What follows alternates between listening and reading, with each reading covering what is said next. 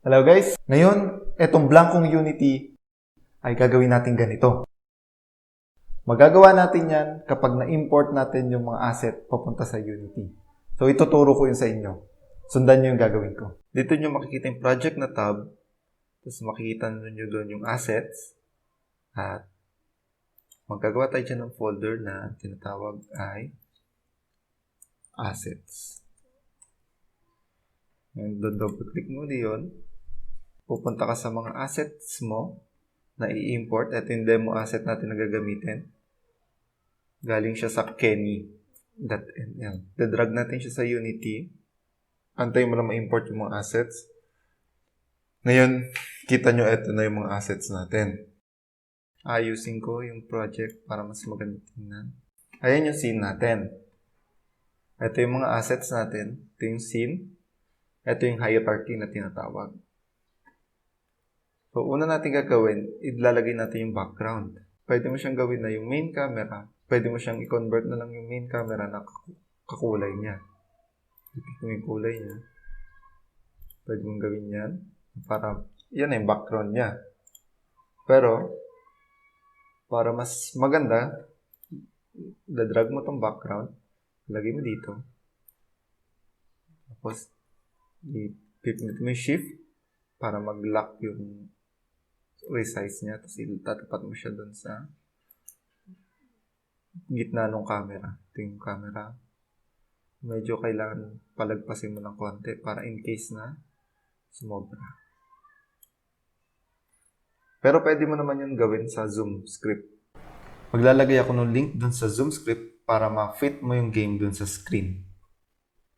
Makita nyo ang background. Layer 2, layer 3, layer 4. Tadrag natin siya isa-isa ulit.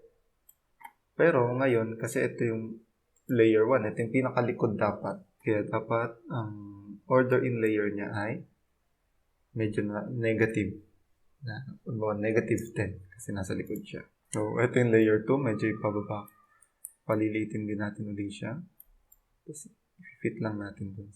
Tapos, lalagay ko din yung layer 3 na dapat medyo angat siya sa layer. So, yung layer 2 dapat lagay natin negative 5 siguro pa.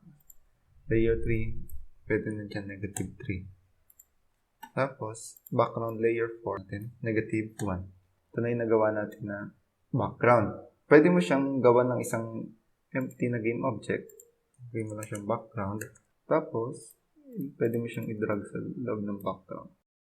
Tapos, pwede mo siyang dalhin lahat sa gitna. Ngayon, sunod natin idadagdag yung mga platforms. Dito yung mga tutuntungan ng mga characters. So, una itong ground na to. Medyo ilalagay natin siya dito. I-resize natin ng konti. Ganun din. Taga natin ng ganda dito. I-resize din natin ng konti.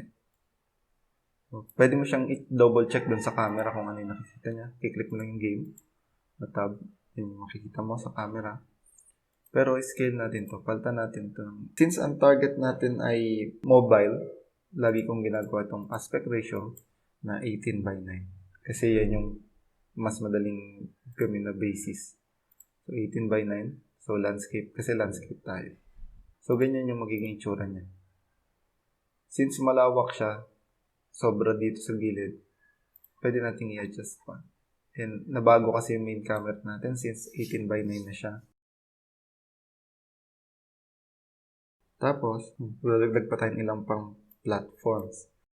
Pwede mo i-resize yung asset kaya nito. Pwede mo i-drag lang sa mouse. Pwede mo i-rotate.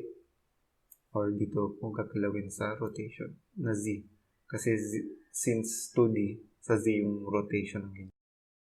Gaya na sa backgrounds, pwede mo din mag-create ka ng game object tapos lalagay mo yung lahat ng platforms dun sa isang game object.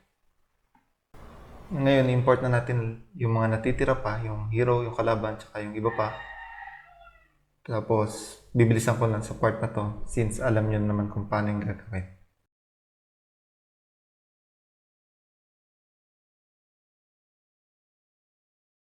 I-edit natin itong sprite na to, itong smoke na to. Pwede natin siyang palitan ng kulay. Kiklik mo lang yung color, tapos i-drag mo lang kung anong color yung gusto mo. Tapos pwede mo rin palitan yung transparency. Yun yung A, dun sa RGBA, yun yung A, yun yung transparency, or alpha. Ngayon, i-flip natin tong sprite na to. Pwede siya sa x-axis, pwede sa y-axis. Ganito yung magiging itsura ng game pag pinlay natin. At ayan, nakapag-import na tayo ng asset papunta sa Unity. Maganda yung kinalabasan ng pag-import natin ng assets. Kaya mag-subscribe kayo para subaybayan pa yung mga iba nating tutorials. Hanggang sa muli, ingat kayo palagi.